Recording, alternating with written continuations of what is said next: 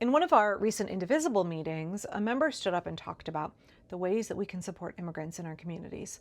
And there are really tangible ways, like making sure that we support immigrants' rights groups, that we could protest, right? There are weekly ICE protests all around this country. There's probably an ICE protest going on every single day in the United States. I'm sure of it. I'm sure of it. We can form rapid response teams. We can all take our ACLU Know Your Rights training. By the way, if you are a member of my local East Portland Indivisible, I went and bought 500 of those Know Your Rights cards so I can hand them out to everybody at our meeting, and we can all hand them out to our immigrant friends and neighbors. We all need to know our rights, we need to know our immigrant neighbors' rights, and we need to make sure that we are standing up for those rights every chance we can.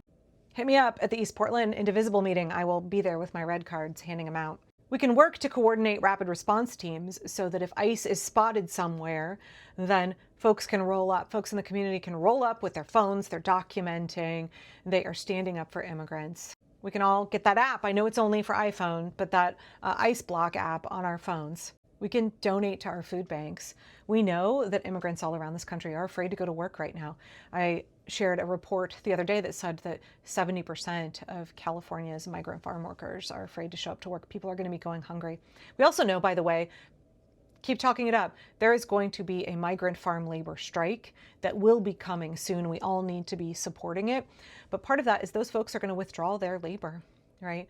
And they are trying to prepare ahead of time. Any strike requires organization ahead of time, and that includes food preparations and setting aside funds, strike funds. So if there's a way that you can support immigrants where you live, especially if you live in an agricultural area, how can you contribute to those folks' strike funds? How can you help them become more food secure during this difficult time? Whether they're striking or they're just hiding from ICE and trying to make sure that they don't get abducted and stuffed into a concentration camp, how can we make sure that these people are getting fed? What are other ways that we can be supporting our immigrants right now?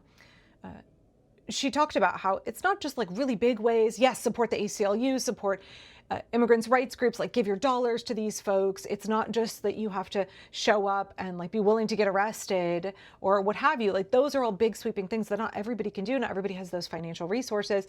Not everybody can risk going to prison, right? Not everybody can risk being brutalized by ICE, and they will fucking brutalize you. You've got to be aware of that reality. Not everybody can take those risks, but it doesn't mean that we have to allow what ICE is doing to be normalized in society. In fact, a really important part of an active resistance against a fascist regime is not letting them move the needle on what is normal. We know that Trump is trying to normalize all kinds of horrible shit. Think back to your life in October, y'all. Think back to last summer. Any of the things that are now commonplace in this country would have horrified you, but they are being normalized so swiftly.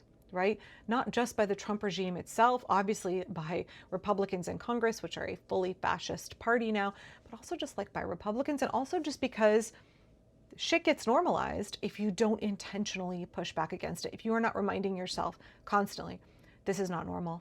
This is not how it should be. It is not meant to be this way. Not very long ago, I would have been horrified at this. I cannot allow myself to be conditioned to accept this now.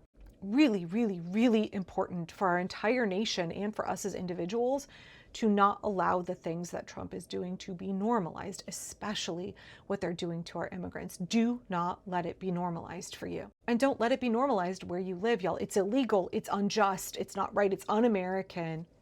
I mean, we could argue that America has a long history of exploiting brown people. America has a long history of enslaving people. America has a history of running concentration camps and forced labor in prisons and things like that.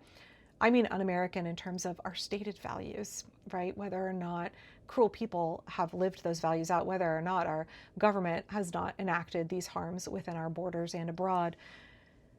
I think if we look at who we want to be as Americans, what kind of nation we want, the idea of normalizing what is being done to our immigrants right now is something that we cannot abide.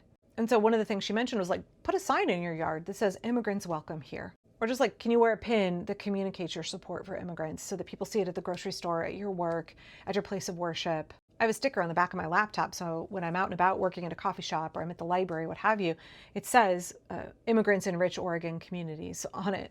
And I know people are like, that's performative, that's not going to do anything, Angela. That's like putting a Black Lives Matter sign in your front yard. But y'all, these are small things that actually are important. In permaculture, we say small solutions, small contributions really matter. They absolutely can make a difference. especially when it comes to not allowing what this regime is doing to be normalized.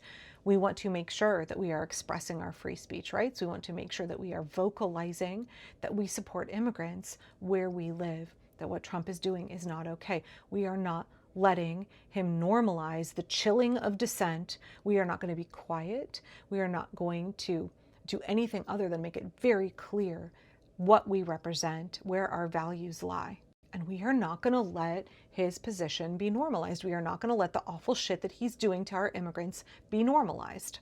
And again, I know I'm going to get pushback from online leftists who think that their Twitter think piece is doing more than volunteering at a food bank, right? But these small acts actually do matter. Somebody in one of the groups I'm in said that she's subtly communicated to her neighbors for a while, just lets the word be known in her community, I'm a safe person for immigrants.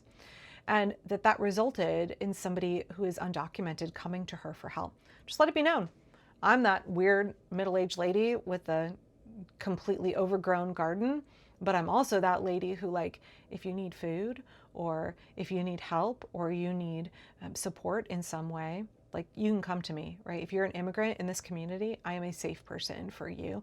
I'm not going to throw you under the bus. I'm not going to rat you out. I'm going to do what I can to help you. So while it is insufficient on its own to wear a button or put a sign in your yard, or even to post on social media where, your Trumper relatives will see it, your friends and family, your college alumni who are being propagandized by the right and all of the nasty brain rot on social media, you're countering it in small ways by saying, no, let's remember, guys, let's remember where our values are. Let's remember what was normal 6 months ago. Let's not let this shit become normal and okay. Let's not let the banality of evil take over the United States. Let's not be conditioned to accept this as normal. Let's not let our hearts be hardened in this way. Yes, that is insufficient on its own to stop what's happening, but no single action that we undertake is going to stop Trump, and it doesn't have to. You don't have to put that kind of pressure on yourself.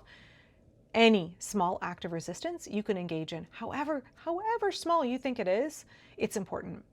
Everything that we do needs to be an act of resistance whenever we possibly can do it, right? Any small act of resistance really matters and it adds up. Please remember, it's not just you. You're not alone.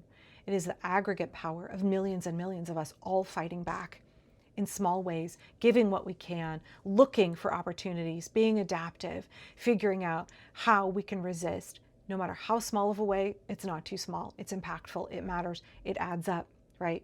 All of us together can get the job done of stopping this. But man, we've got to be intentional about the ways that we push back. It's labor, it's work, it's sacrifice right now.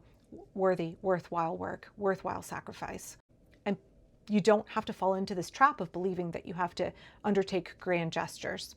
You have to be willing to get arrested in order to push back against fascism. No. Small, ordinary things. If we look at what happened in World War II, if we look at what happens in any pro-democracy resistance movement, it's very, very ordinary people undertaking small acts of resistance in small ways, refusing to comply with the regime, refusing to allow their horrible plans to become normalized. Really, really matters, y'all. It really matters. So I would love to know, please let me know in the comments, what small ways you can resist, what small ways you can support immigrants, what small ways you can push back against the fascists moving the needle on what is normal. What are the small acts of resistance that you're engaged in that may seem insubstantial on their own, but actually are important? I would love to hear.